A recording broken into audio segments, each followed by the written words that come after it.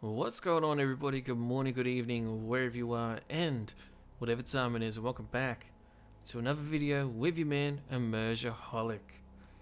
Ladies and gentlemen, Divide Et Impera is a fantastic mod for Total War Rome 2 for a bunch of different reasons. Some of these reasons include it breathes life into a pretty static vanilla Rome 2 campaign by adding in a bunch of new features for you to handle on the campaign map. It also adds hundreds of completely new units to the game across multiple campaigns, not just a single grand campaign. In addition, it also creates entirely new and unique factions, such as the Reworked Empire, which is very cool and otherwise not available in vanilla Rome 2.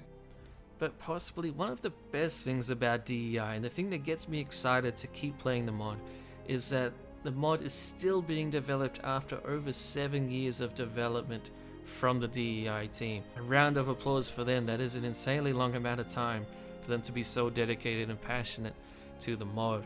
However, this brings me to my point for this video, which is that on May 14th, the DEI team released an official preview of their upcoming patch dubbed 1.2.8.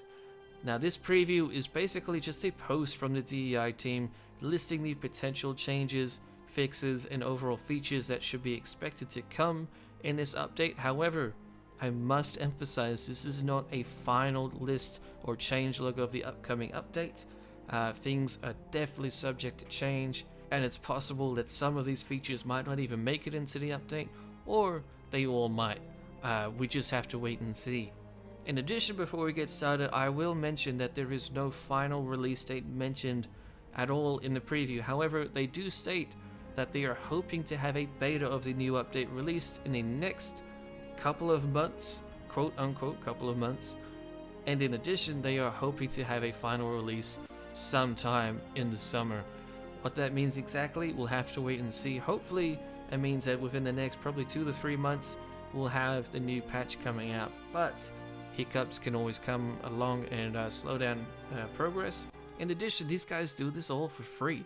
So if they want to take their time, it's damn well up to them if they want to. So give them as much support as you can. Consider donating to their team, or at the very least go to their Discord, give them words of encouragement, give them constructive and solid feedback, and help out as much as you can, or even get involved in the team yourself if you have the skills.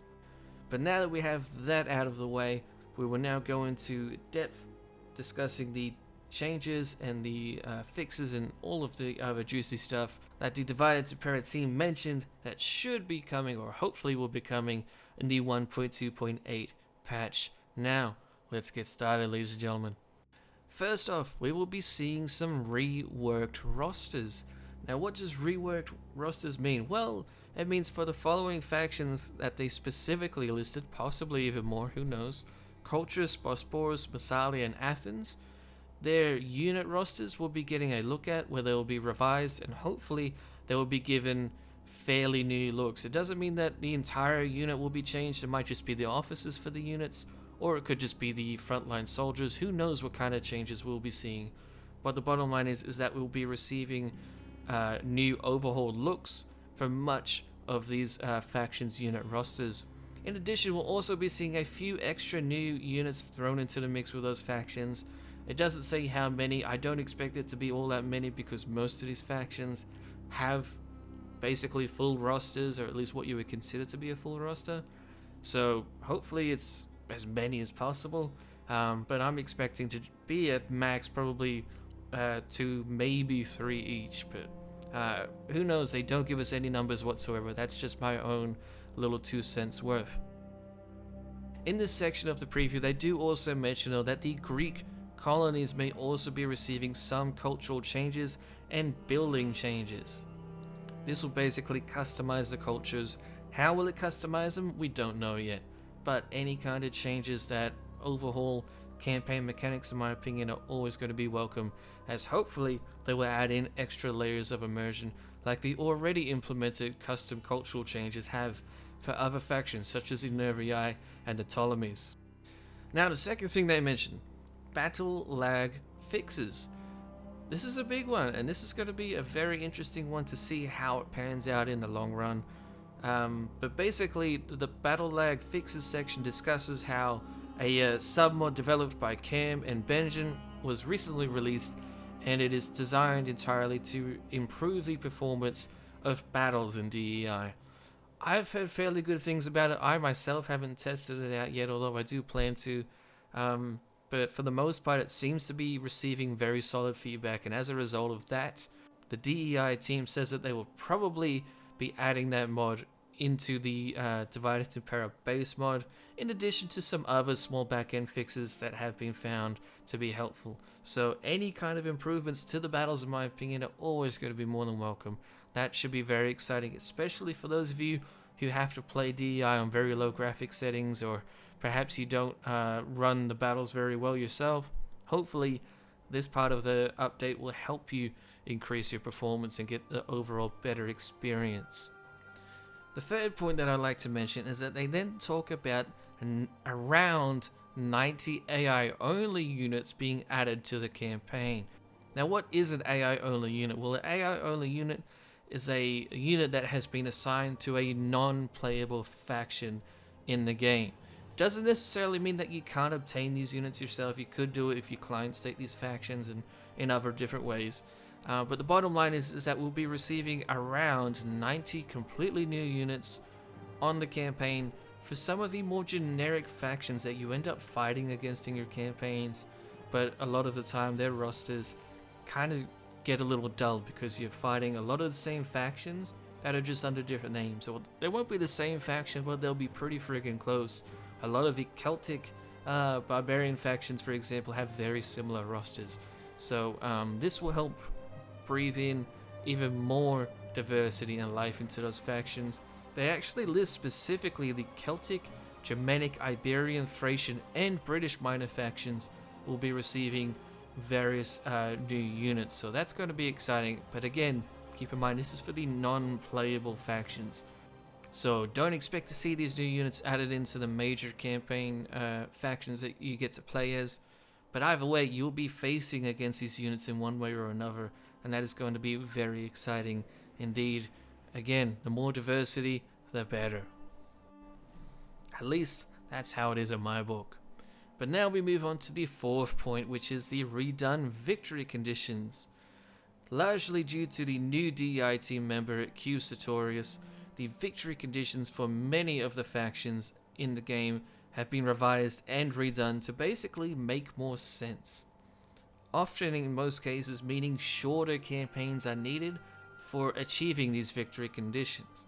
That is if you do play by victory conditions. I personally never do and never have. I probably will try to in the future, and if you guys would like to see that on my channel, feel free to let me know down below. But for the most part, I just play for my own immersive story and personal reasons. But the bottom line is for this is that the victory conditions should now make a lot more sense, at least for most factions. And this is also considering the culture of each of these factions, so it's not just a blanket, completely generic victory condition that will be applied across the board. It does take into account the different factions and the cultures of these different factions, so that should be a very welcome change. And then the fifth thing is that Amber and Spice will now have their own custom building chains for regions where you should expect to find those resources. This should basically result in fixing a very, very well-known bug that was such a big pain, where on turn 1 the AI would end up somehow losing these resources on the very first turn if it was controlled by the AI. So hopefully this will fix that issue and we'll see more resources lasting on the map. At this point it's just Amber and Spice that's mentioned, but any more diversity is always a good thing in my opinion. Hopefully we see even more resources in the future, although I'm not too sure what else they could add in. There's already an insane amount of resources, so who knows, but that change is definitely more than welcome, as that is a very big bug and it's a big pain in the butt, so that's awesome. The sixth thing that we need to discuss is that they mentioned Squalor Changes. Basically it seems that sanitation will be now more important than what it currently is. It doesn't say how this will be more important though. It doesn't say that there will be more disastrous effects, there'll be more types of different negative effects. There's a few different ways the team could probably go about changing sanitation, but the bottom line is that it will now be more important. However, it doesn't mean that your campaign will necessarily be harder, and in fact, in the same point, the DEI team mentions that for the high tier building chains, the public order negative debuffs to these buildings have actually been toned down a fair bit.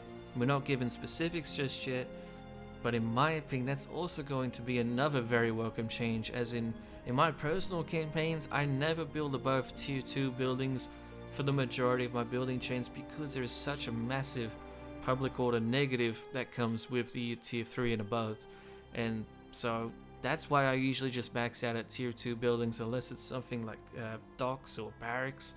But even then, I'm very choosy about when I use it. So I would like to have a little bit more freedom to build what I like. I still like there being negatives, but something so blatant and obvious as such, like, hey, you upgraded the building, now you're probably going to have to deal with a rebellion eventually.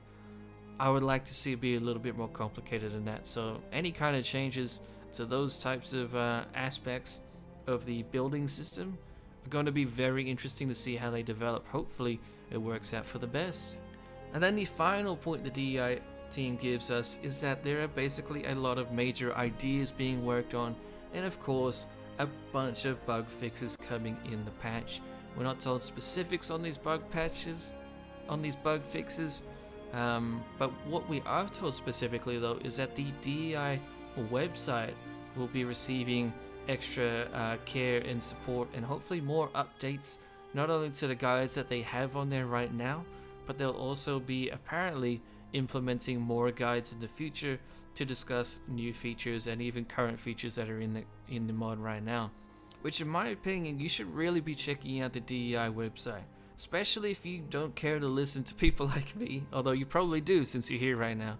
But if you don't like watching or listening to videos to get help on the mod, or maybe you do listen to videos and you kind of struggle to still retain that knowledge, the DEI team has a very nice and helpful website where they have a massive list of guides for a lot of their features. Now granted, some of them are not completely up to date at the time of this recording.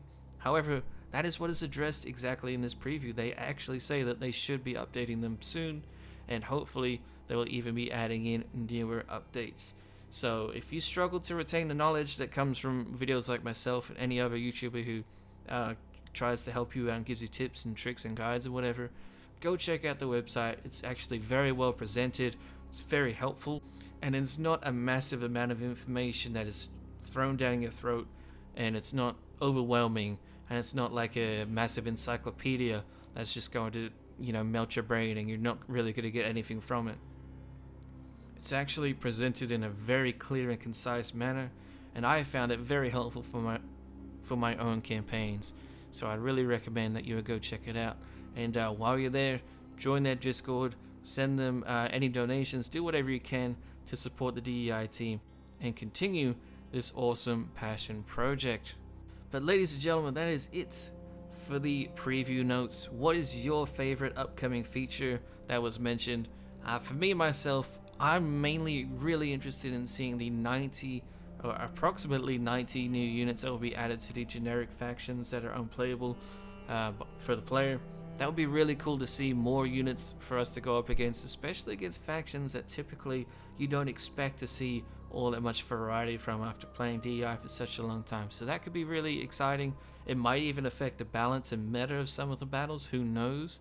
But that, in addition to the fact that they're still discussing major ideas to be put into the mod and how they're going to implement it. They don't give us any specifics on that, but they do say that they are discussing and working on internally how to conceptualize certain ideas that they have to be implemented into the mod and into Rome too, of course. So that would be very interesting. I'm very excited for that. I don't know what else they could add to the game right now, at least not thinking off the top of my head. It already feels like DEI adds so much. We're very spoiled, and I'm very grateful for what we do have. So again, please do go show the DEI team your support. I'm not affiliated with them officially in any way. I'm just a massive fan of them. So don't get the wrong idea. I just love their work, and that's why I make so much content about their mod, because it is friggin' fantastic and deserves to be uplifted and it just needs more awareness. People need to enjoy it more and understand why it's so awesome. But anyway, ladies and gentlemen, I hope this preview video helped you out, helped you understand what is to come, and get you excited just as much as I am for the new DEI update, which we'll be hoping to see within the next few months. I'll continue to do videos like this to keep you guys updated in the loop of DEI news. But until then, ladies and gentlemen, thank you all for watching. Hope you guys enjoyed, and I shall see you in the next one.